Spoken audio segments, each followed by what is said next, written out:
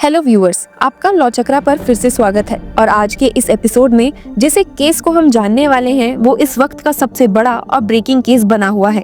इसकी एक हेडलाइन ने ही देश भर में ऐसी हलचल मचा दी है जिसका आप अंदाजा भी नहीं लगा सकते। पॉलिटिकल, लीगल, यहाँ तक कि हमारे देश की इकोनॉमी पर भी इसका बड़ा असर दिखाई दे रहा है। जी हाँ, आपने सही गेस किया, ये अडानी केस ही है।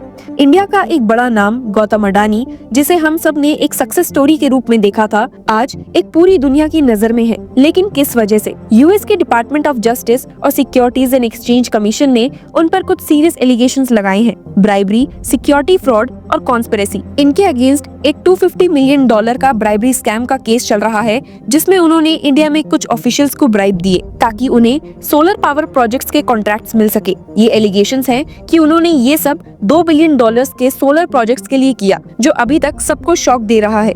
आपको बता दूं कि पहले तो अडानी ग्रुप ने ये एक्यूजेशंस बिल्कुल भी एक्सेप्ट नहीं किए। उन्होंने कहा कि ये सब एलिगेशंस बेसलेस हैं और ये सब कुछ अनफाउंडेड है। पर इसके बाद भी उनका नाम पूरी दुनिया में घूम रहा है और दुनिया भर के मीडिया ने इस केस को अपने तरीके से डिस्कस करना शुरू कर दिया है। पर इस खबर के आते ही और ये जानने के बाद कि यूएस कोर्ट ने अडानी के अगेंस्ट अरेस्ट वारंट इशू कर दिए हैं, अब सबसे बड़ा सवाल ये है कि क्या अडानी को यूएस में अरेस्ट किया जा सकता है। आपकी जानकारी के लिए बता दूं कि आज के दिन में अडानी को यूएस में अरेस्ट करना थोड़ा मुश्किल हो सकता है, क्योंकि वो इंडिया में है। अगर यूएस अथॉरिटीज को उन्हें अरेस्ट करना है तो उन्हें इंडिया से एक्स्ट्राडिशन की रिक्वेस्ट करनी पड़ेगी, जो कि एक लंबा लीगल प्रोसेस शुरू कर सकता है। और तो और एक्स्ट्राडिशन का प्रोसेस इतना सिंपल नहीं होता, स्पेशली जब पॉलिटिकल फिगर्स इन्वॉल्व हो। अगर ये केस इंडिया के कोर्ट्स में जाता है तो वो सबसे पहले ये देखेंगे कि क्या ये चार्जेस इंडियन लॉ के अकॉर्डिंग वैलिड है या नहीं। इवन की इंडिया की पॉलिटिकल डायनेमिक्स भी इस केस को इफेक्ट कर सकती है। देखने वाली बात ये भी है कि यूएस और इंडिया के बीच में ऑलरेडी स्ट्रॉन्ग डिप्लोमेटिक टाइज है, लेकिन क्या ये केस उन टाइज को खतरा दे सकता है? ये एक इंटरेस्टिंग एंगल है जिसे देखना होगा। आपको बता दूं कि खबर के बाहर आते ही व्हाइट हाउस की press secretary Karine Jean Pierre ने इस इशू पर बोला है, we believe this relationship stand on an extremely strong foundation but we are confident we can navigate this issue. जो ये दिखाता है कि यूएस अथॉरिटीज भी इस सिचुएशन को केयरफुली हैंडल कर रही है। आपको बता दूं कि जब ये चार्जेस लगाए गए, अडानी ग्रुप ने अपने डिफेंस प्रिपेयर कर लिया है। उन्होंने क्लेम किया है कि ये एलिगेशंस बिल्कुल बेसलेस हैं।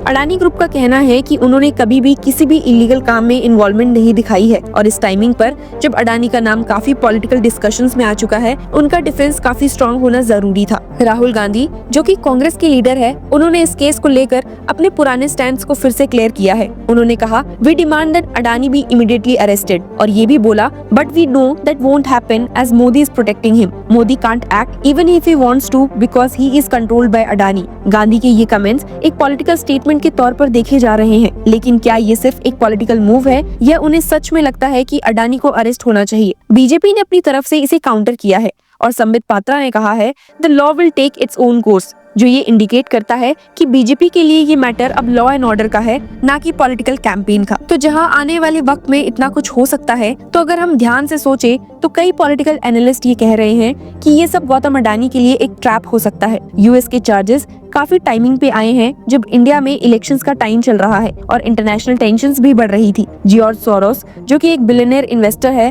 और मोदी के क्रिटिक भी, उन्होंने कहा, in India Modi and business tycoon Adani are close allies, their fate is intertwined. Modi will have to answer on Adani in parliament. This will significantly weaken Modi's stranglehold on India's federal government. I expect a democratic revival in India. Soros का ये भी कहना है कि अगर अडानी गिरा तो मोदी की इमेज भी शेक हो सकती है। अगर अडानी का डाउनफॉल होता है तो मोदी को एक्सप्लेन करना पड़ सकता है कि ये सब कुछ किस तरह से हो रहा है। इसीलिए ये चार्जेस ना सिर्फ अडानी बल्कि पूरी इंडियन पॉलिटिकल लैंडस्केप को अफेक्ट करते हैं। पर अगर ये एलिगेशन सच हैं तो अडानी के लिए मुश्किलें बहुत ज्यादा बढ़ सकती हैं। ब्राइबरी जैसे केसेस में उनको मैक्सिमम 5 साल की सजा हो सकती है और सिक्योरिटीज फ्रॉड और कॉन्स्पिरेसी के चार्जेस के अंडर उनको 20 साल की सजा हो सकती है। ऊपर से जो मॉनेटरी पेनल्टीज हैं वो भी $1 बिलियन तक जा सकती है। तो ऐसे में अडानी को अपनी इमेज को संभालने के लिए काफी सोच समझकर स्टेप लेने पड़ेंगे। लीगल स्ट्रेटेजी तो अडानी के लिए पहला लाइन ऑफ डिफेंस होंगी। उनकी लीगल टीम हर एक एलिगेशन को चैलेंज करेंगी ताकि केस को लंबा करके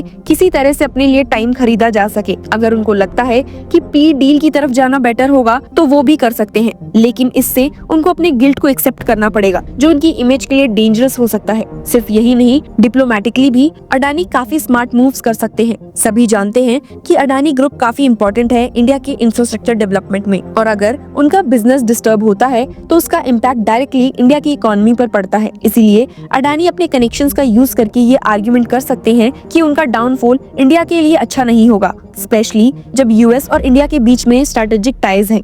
इस केस से एक और इम्पोर्टेंट क्वेश्चन उठता है जो कि इंडिया के कॉर्पोरेट गवर्नेंस और पॉलिटिकल बिजनेस नेक्सस के बारे में है। अगर अडानी पर ये चार्जेस प्रूव होते हैं तो ये एक बड़ा सिग्नल होगा कि इंडिया में बड़े बिजनेस टाइकून्स और पॉलिटिकल फिगर्स के बीच का रिश्ता कितना डीप है। यूएस कोर्ट फाइलिंग में ये एलिज किया गया था that Andhra Pradesh electricity distribution companies entered into a PSA with solar energy corporation of India on और about 1 December 2021, pursuant to which the state agreed to purchase approximately 7 gigawatts of solar power, by far the largest amount of any Indian state or region। और इन्हीं filings में ये एलिज किया गया कि Adani group ने अपने फायदे के लिए इन प्रोजेक्ट्स को परचेज करने के लिए ब्राइब दी है। Responding to these claims, Jagan Mohan Reddy's YSRCP, via statement posted on X, formerly Twitter, said there is no direct agreement between AP Discoms and any other entities, including those belonging to Adani Group. Therefore, the allegations made on the state government in the light of indictment are incorrect। तो ये case सिर्फ अडानी तक limited नहीं है। अगर ये case expose होता है तो पूरा सिस्टम क्वेश्चन मार्क के अंडर आ जाएगा। ये सब कुछ छुपाए हुए connections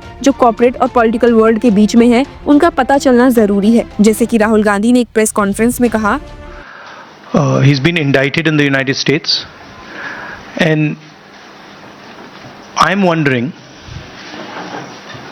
why Mr. Adani is still running around a free man in this country. Chief ministers have been arrested. Jharkhand chief minister was arrested. Many people have been arrested, and Mr. Adani has done apparently 2,000 crore scam, multiple others probably, but he's scot free. He's running around, there's no problem, there's no investigation.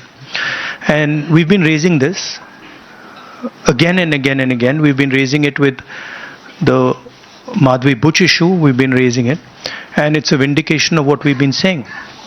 The Prime Minister is protecting Mr. Adani, and the Prime Minister is involved in corruption with Mr. Adani. This has been clearly indicated. तो in short conclusion ये है कि गौतम अडानी का downfall अगर होता है तो ये एक बड़ा कॉशनरी टेल बन जाएगा। एक वक्त जो अडानी को सब एडमायर कर रहे थे, अब उन्हीं एलिगेशंस की वजह से उनका नाम बदनाम हो रहा है। ये एक रिमाइंडर है कि पावर, वेल्थ और इन्फ्लुएंस कभी भी एक मोमेंट में हवा हो सकता है, पर इस केस का एंड इतना सिंपल नहीं है। चाहे अडानी को गिल्ट मिले या नहीं, उनका नाम और उनका इम्पैक्ट पूरी दुनिया में लॉन्ग टर्म के लिए रहेगा। अगर उन्होंने इस केस को सक्सेसफुली फाइट किया तो उनका कमबैक भी पॉसिबल है, लेकिन अगर ये केस उनके अगेंस्ट जाता है तो ये उनकी लेगेसी को सीरियसली डैमेज कर सकता है। आपको क्या लगता है? हमें कमेंट्स में जरूर बताइए। And keep following law chakra for more legal updates. AIB crack करना है, लेकिन कैसे करें स्मार्ट स्टडी और इफेक्टिव स्ट्रैटेजीज का यूज? नो स्ट्रेस, हम लेकर आए हैं आपके लिए एक अल्टीमेट सोल्यूशन। लॉ चक्रा के साथ आपको मिलेगा टॉप नॉच टिप्स और proven techniques specially for AIB,